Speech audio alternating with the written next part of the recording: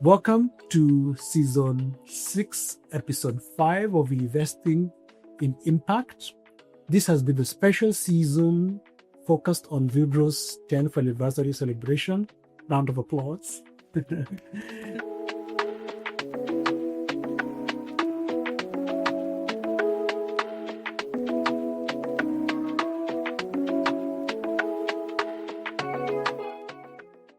We have had very exciting discussions since we started. In the first conversation, we had Wilfred and Paul Basil. Paul Basil is the founder of Villgro India, and we heard about how Wilfred went to India as a fellow and how he came back with lots of lessons that helped him to set up Villgro Africa. Today, though, we are going to look at the future. We'll be talking about why Villgro was started and how it started. Today, we talk about what does the future look like. And we would be remiss to have that conversation without an entrepreneur and a founder. So today, we're joined by Naom Monari and Rob Schneider. I'll allow you to introduce yourselves. Naom, you are a superstar entrepreneur. Thank you. And we are so glad to have you here for the first time. Maybe you can introduce yourself, tell us a bit about yourself, and you can even go into the exciting news from the weekend. Thank you so much. Thank you for having me. My name is Naom Monari. I'm the founder of Benacare, which is a social enterprise that is based in Nairobi, Kenya. And what we do is offering affordable clinical supportive care in the patient's own home. And we focus on chronic conditions like cancers, cardiovascular disorders, diabetes, chronic kidney disease. And most recently, we just added renal replacement therapies to our clinical care. And this is really exciting because over the weekend, we were able to launch Kenya's first and probably the region's first mobile dialysis truck that is taking dialysis services closer to the people in Murang'a County, which is really exciting. So I'm happy to be here today. Thank you very much, Naom. Now, Rob, you have had multiple touch points with Villgro, initially at USAID and now at the Lemelson Foundation. Please introduce yourself and just speak a bit to those different angles through which you've interacted with Villgro. Sure. Thank you for having me. First of all, Moses, it's a pleasure to be here, and I want to thank Villgro for hosting this podcast. I think it's great for the field to be able to share what you all have learned over the last 10 years. So that's been great to watch as I've seen some of the seasons. So as you said, my name is Rob Schneider. I'm the executive director of the Lemelson Foundation. The Lemelson Foundation itself has a long history with Villgro, having been a funder of Villgro India for almost 25 years, and then moved and helped start Villgro Africa, back then Villgro Kenya. So that was before my time, actually, with the Lemelson Foundation. But as you mentioned, I worked with USAID on a program there called PACE, or Partnering to Accelerate Entrepreneurship, which goes back about 12 or 13 years. And one of our first grantees actually was a joint funding with the Lemelson Foundation to help support the standing up of Villgro Kenya. Wow. Thank you very much, Rob. Has your bet paid off? You were one of our first funders, looking back 10 years or so. It has succeeded, I think, beyond our dreams, certainly beyond the dreams we had at PACE. I don't know what the dreams were at Lemelson at the time, but certainly Villgro, the combined Villgro Kenya, Villgro Africa, Villgro Philippines, Villgro India, just the success that the overall Villgro franchise has had has really been amazing over the last 25 years, and really proud to see what's happened here in Kenya just over the last 10 years.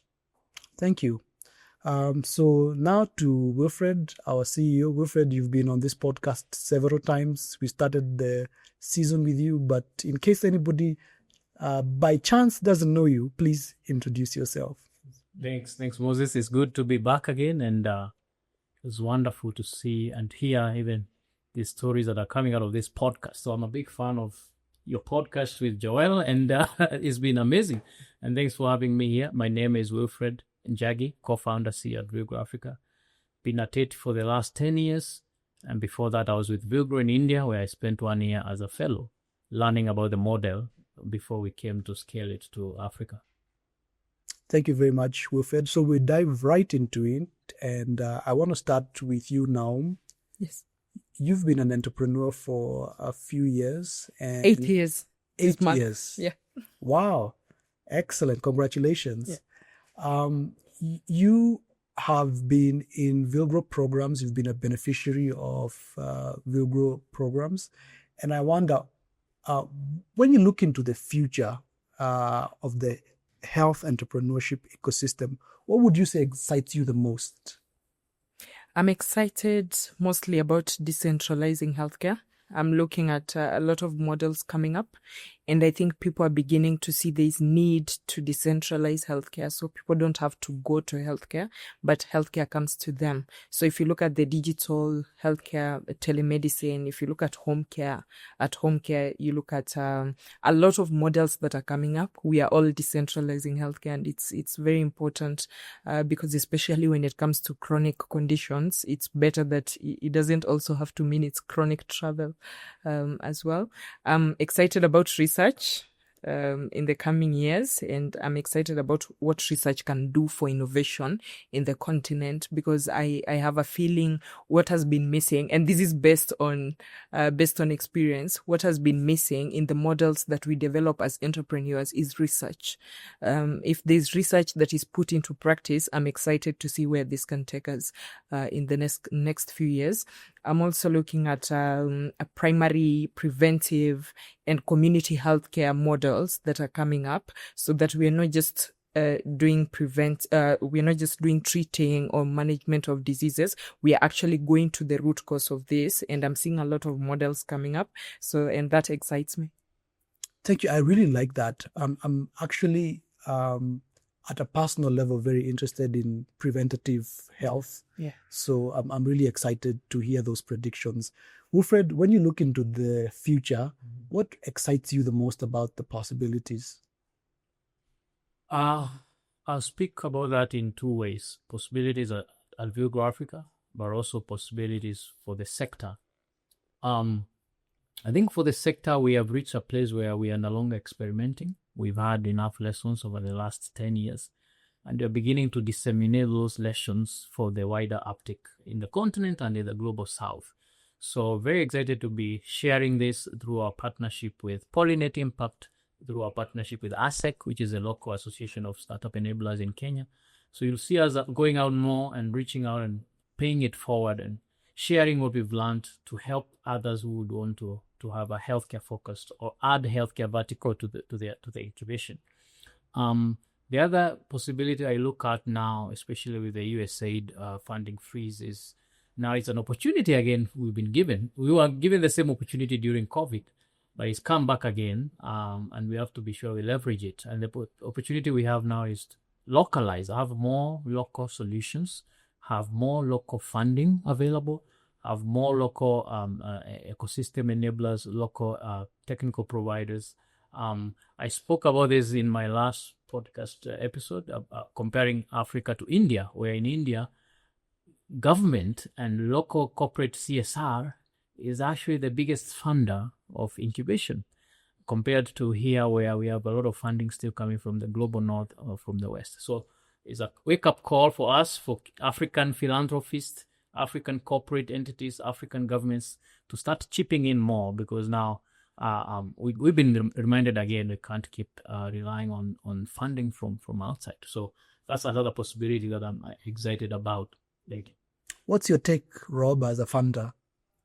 Well, I would agree a lot with what's already been said, particularly Wilfred, with your thoughts. I think what excites me is to build on what Wilfred said, is we know what works. We don't know everything that works, but we know a lot of what works. And now is the opportunity to scale what works, and learn from what others are doing in the field. And so I think there is that opportunity now.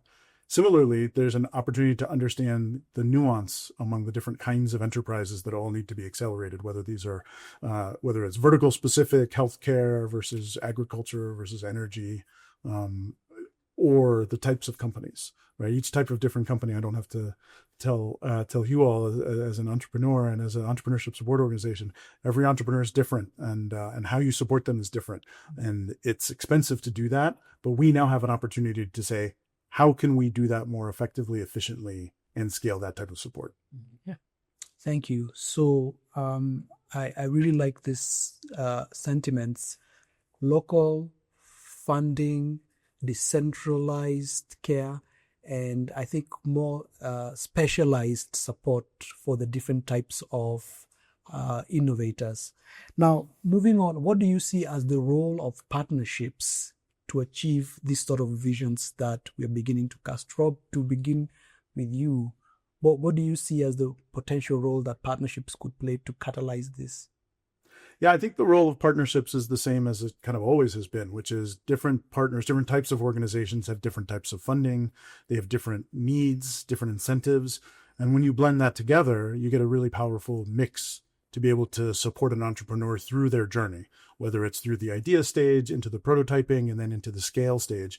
You've got all sorts of elements, again, as you all know, that go into the success of an entrepreneur, whether that's technical assistance, whether that's regulatory, whether that's access to capital, mentorship, talent, right? And all of the different partners bring different resources and assets to play in that mix. Thank you. Thank you, Rob.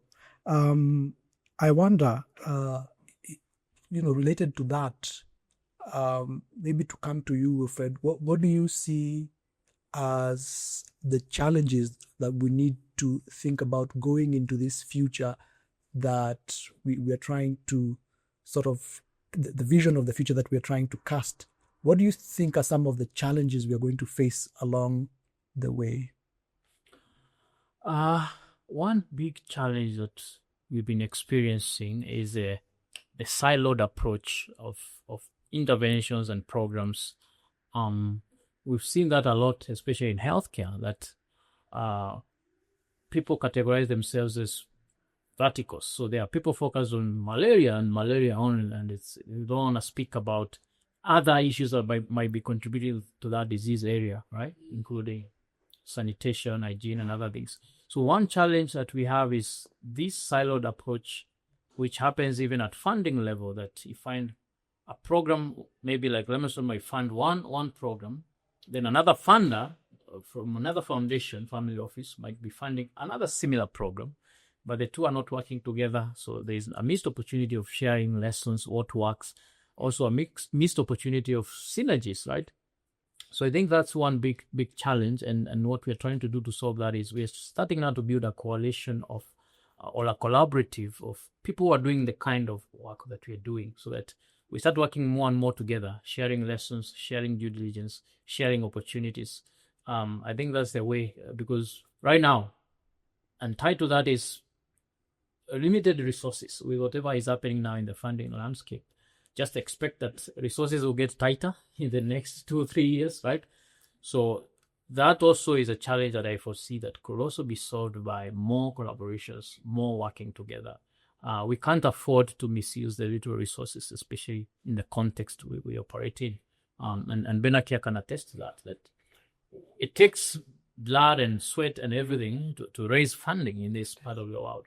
So we can't afford to be wasteful. We need more people actually coming together, pulling together those minimal resources and having concerted effort.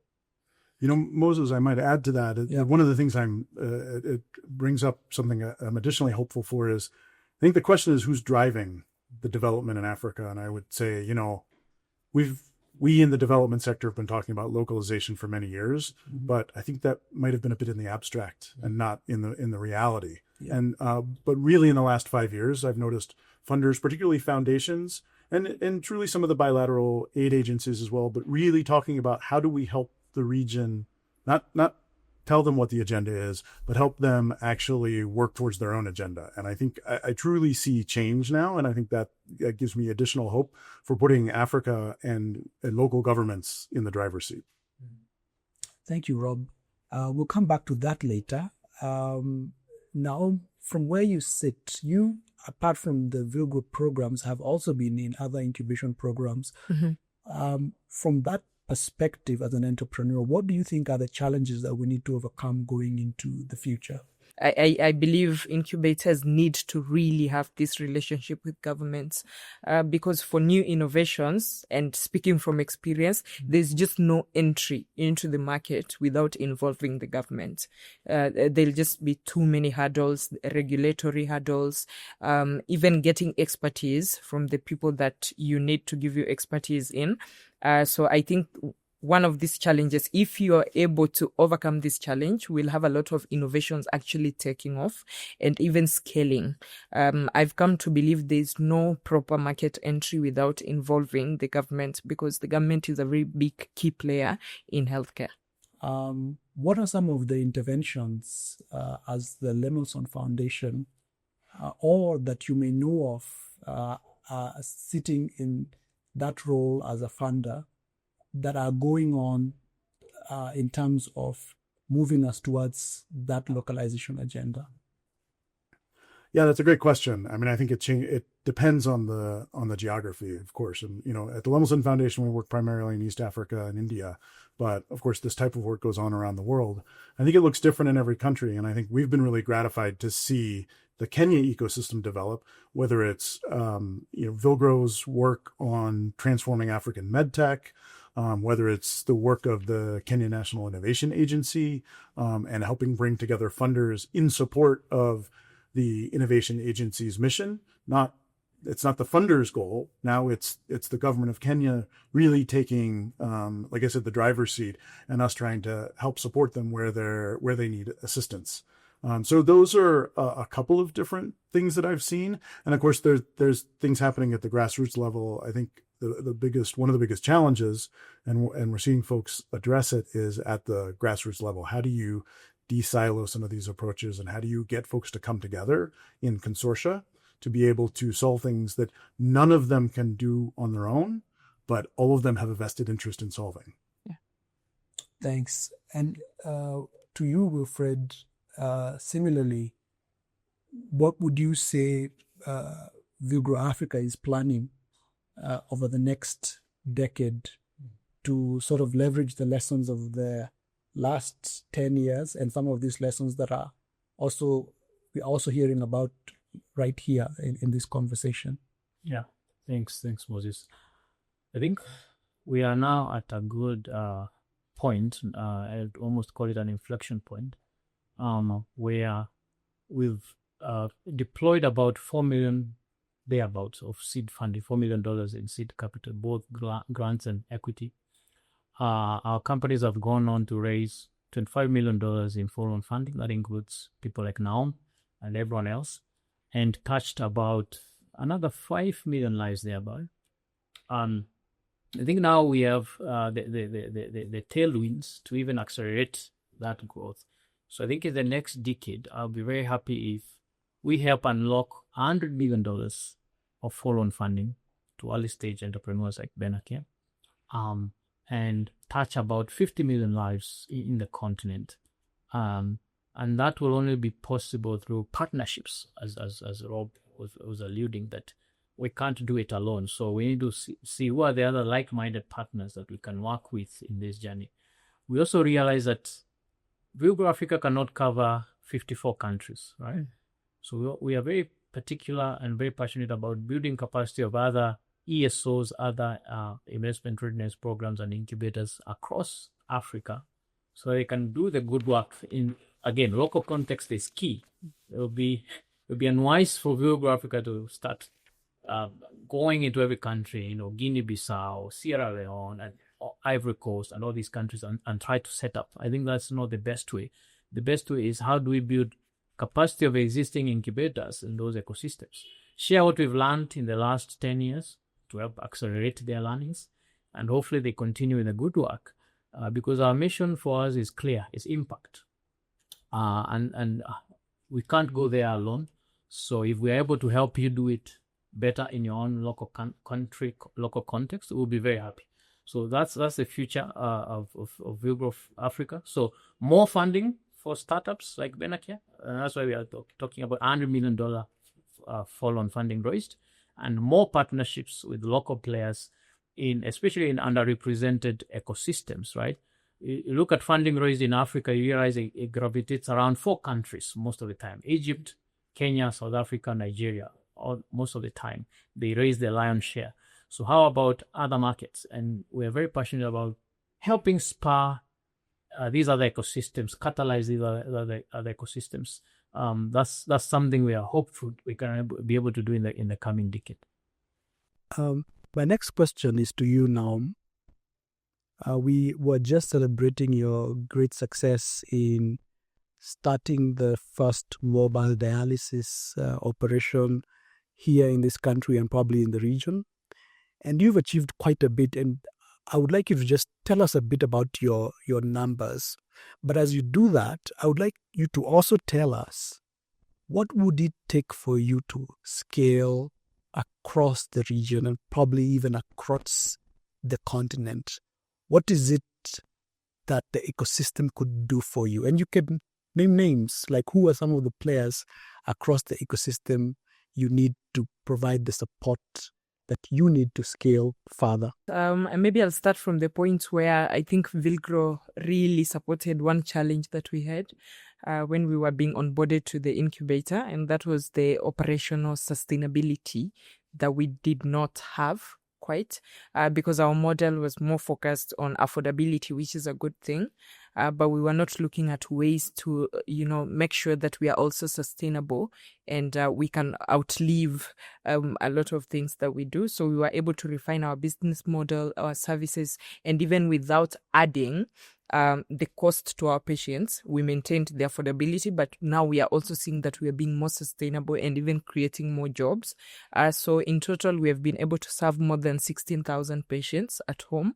These are patients who have received critical nursing care at home, and by that I mean an ICU setup at home. These are patients who have received palliative care, end-of-life care at home, some patients who have recovered from surgery and received care at home, as well as old age-related conditions like dementia at home.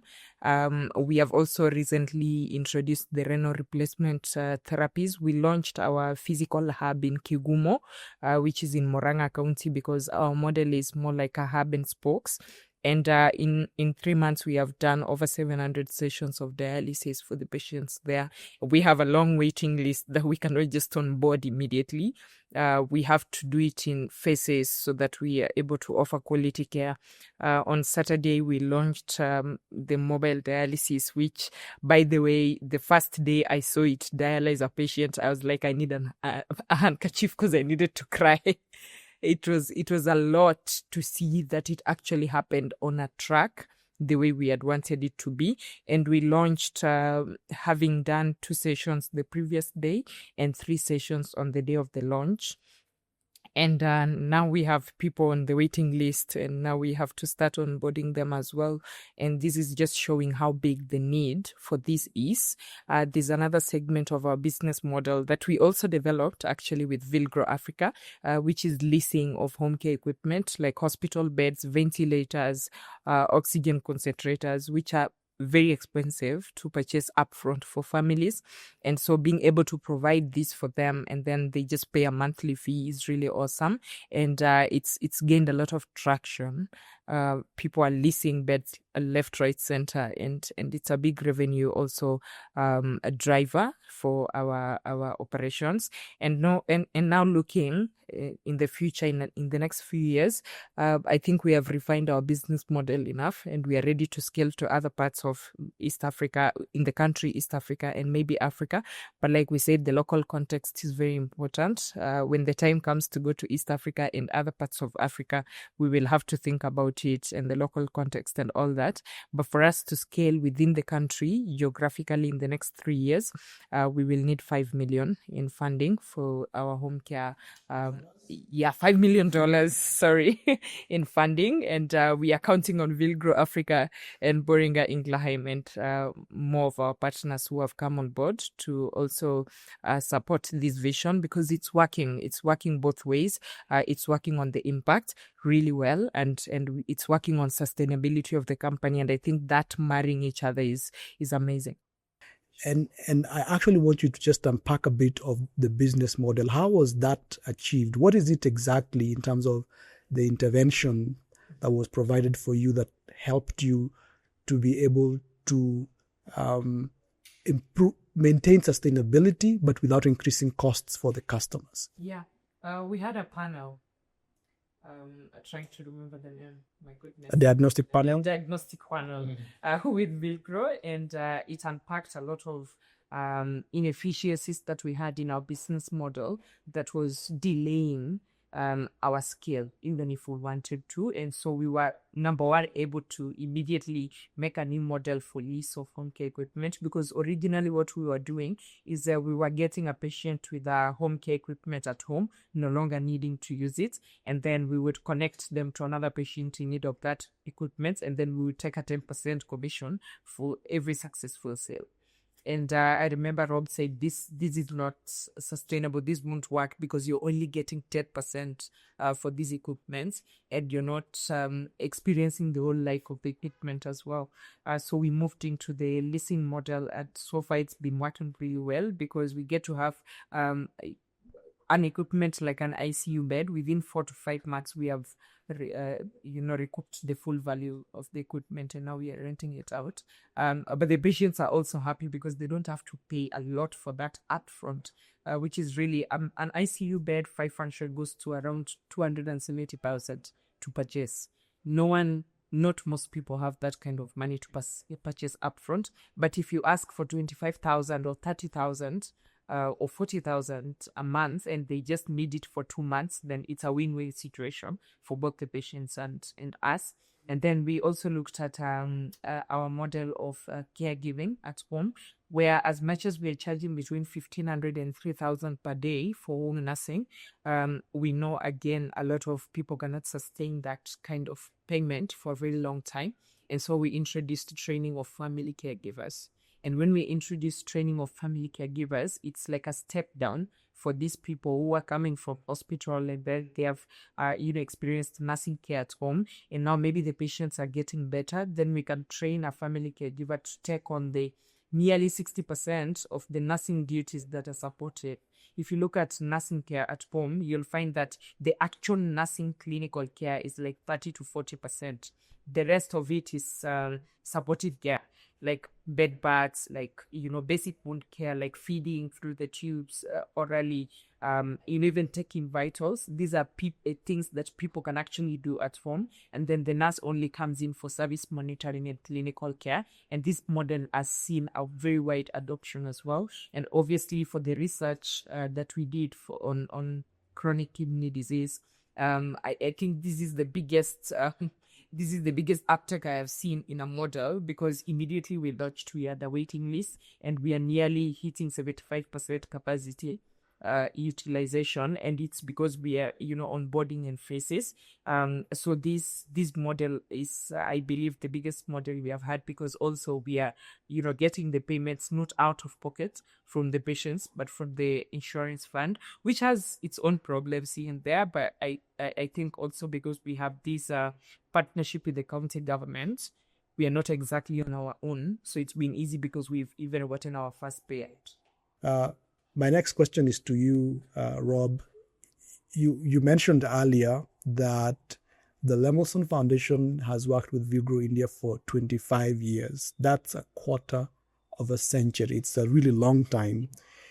And when we talk about scaling, there's lots of lessons that we can learn from India. But sitting where you sit as a funder, what are some of the things you think we can do here from your experience in other regions? What would you recommend that we consider here, both as entrepreneur support organizations, but also as entrepreneurs? Hearing Naom speak about her business model and what she's figured out and what she hasn't figured out and what she needs, I think is a great set of information that leads towards the answer to this question, which is, I think, considering the private sector pathway is something that is just not as considered as it should be. You look around and, having a resilient and robust health system is important to everyone, like as humans, right? And as citizens of countries. And yet the people that tend to invest in the health system are governments, donors, and philanthropy. Mm-hmm. And there are some private sector, but my question is, where's the private sector component? And that's meaning, where are the investors? We know that there are investors in healthcare and health tech, whether it's services or products or diagnostics. But oftentimes they're waiting until the end of the pipeline and it can be fully monetized. They have to build their own pipeline, right? Nobody's going to start Benacare unless they know that there's an opportunity and a pathway for that to scale. And that's through a private sector opportunity. So I think there's that, and then there's the corporate angle, right? Where do the corporates fit into this? In large corporates, Siemens, Philips, all of these companies, GE, that invest in healthcare worldwide. What's their role in helping develop the next generation of healthcare products and services? I think one of the things we've learned from our time, particularly in India, where for the first 15 years when we were in Villgro, really till about 10 years ago, we focused on seed stage and pre-seed, very early nascent companies, because there wasn't enough capital and there weren't enough companies. Well, the government of India has really invested in innovation, particularly in the healthcare realm, and by putting out a number of government opportunities to create these and seed and fund these healthcare companies at the early stages. So our strategy in India has changed a little bit so that we're focused a little bit more on growth stage. And I think that's a learning that you can take in countries like Kenya, which is, what's the role of government in not just providing grants, but providing, it could be providing grants, because we know that healthcare is not going to be a fully privately owned enterprise, right? It has to be subsidized in one way or another. But how do you do that smartly and in a way that takes some of the burden of that off of the public sector and transition it to private sector companies like Benacare that can do this in a win-win way, so that people can pay a little bit, not I can't remember how much you said, 270,000, but if you could pay 25,000 or 30,000, right? That's a doable thing for a company or even potentially a family to pay. And so if you can transition some of that spending to a private sector model, you then allow the public sector to continue to subsidize things that are not going to be able to be run profitably by the private sector. Thank you, Rob. That's a really good point. And it ties to what Wilfred was talking about earlier, as far as localization is concerned, and the need for local funding into the health innovation ecosystem. Now, my next question is to you, Wilfred. Having supported health entrepreneurs for the last decade, what advice would you have for aspiring entrepreneurs? The advice is very simple. If you're an aspiring entrepreneur there, you just need to start. That's my advice. You have to start. Because Naom, today, as you heard in the podcast, she knows more about healthcare and government partnerships than she knew 2-3 years ago. So it's by doing that you learn. So if you're there sitting on the fence, I would encourage you to take the plunge. And the motivation is that people like Villgro Africa will be there to catch you when you fall, if I was to use that word. That, as you heard Naom speaking, that especially in healthcare, it allows you to do two goods. One is you can do impact. You can do good to the people. You can't quantify. If you've had a sick relative, a sick child, or a sick parent, you'd give up everything, right, for them to get better, right? You give up even your own life for them to get better. And healthcare entrepreneurship allows you to do that in a sustainable model, so that you're not just helping that one relative, but you're helping hundreds and thousands of others. If you listen to the stories of those who are going through their dialysis, when they launched the mobile dialysis truck over the weekend, you could hear these stories, and it dawns on you that how impactful it is. One gentleman talked about he used to make almost a 3-hour trip, then sit on the waiting line, and then take another 3-hour trip back. So they've lost a full day, and this is a patient who is actually in a lot of pain, right? So it's not fun at all. It's painful. No one should have to do that. And a solution like what Benacare provided allows them to have a better quality of life. They can go for their dialysis and they can be a 1 hour affair, traveling and doing the dialysis and come back without having to waste a full day.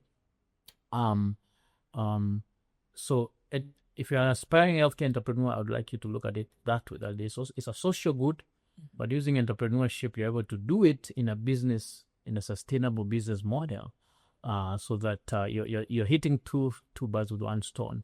So if you're there, my urge and my call for you is just start.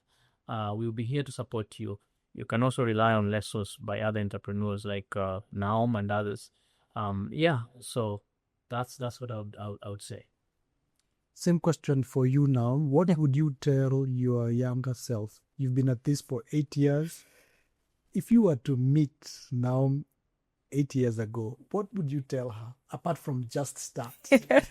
I almost said just start, which I actually did. Mm-hmm. And when I look back, if I had sat down to write the whole vision of how I want it to be, I would have abandoned the plan, because there's a lot of obstacles that I would have foreseen along the way before I started. But now, driving from the lessons that I have learned, in scaling the business model and everything, I think the first lesson I have learned is you have to refine your model before you scale. So if you just launched your model, it would do you more good to actually refine it and make sure there's proper adoption before you want to scale it, even within the country or outside the country. But most importantly, I would tell myself, and this is something that we have learned from as Benacare, to not follow trends. There's a lot of trends that come in, to not follow trends, but just follow where the pain is, where is the urgent need, especially when it comes to healthcare. The trends do not help. The trends are good in healthcare delivery, like technology and AI. They're very good for healthcare delivery, but they're not business models.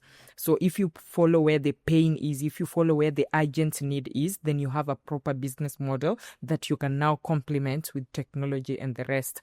The third and last one, I would say to any person who is aspiring to be in healthcare is not a fast profit market. A lot of impact has to go on before you actually start being profitable. So get very comfortable with, a very long run for you. So to you, Rob, if you could speak to your tribe and share some words of advice from your experience over the last 5 years at Lemelson and USA before, and from the collective experience of Villgro, the Villgro India incubation work, what advice would you have for other funders who are interested in this space? Well, I'd have a couple of things I'd say. So one, we're sector agnostic. We happen to work with Villgro here, who's health specific. But the point I would make to funders is consider entrepreneurship as a way to meet your impact goals. I think way too often funders, particularly philanthropy, but also donors, don't think about entrepreneurship as solving agriculture challenges or energy or healthcare or WASH. But there is entrepreneurship in all sectors that can solve those problems. It's not going to solve everything, but they can solve some of those problems. So one is think about entrepreneurship and entrepreneurs as a way to solve those problems.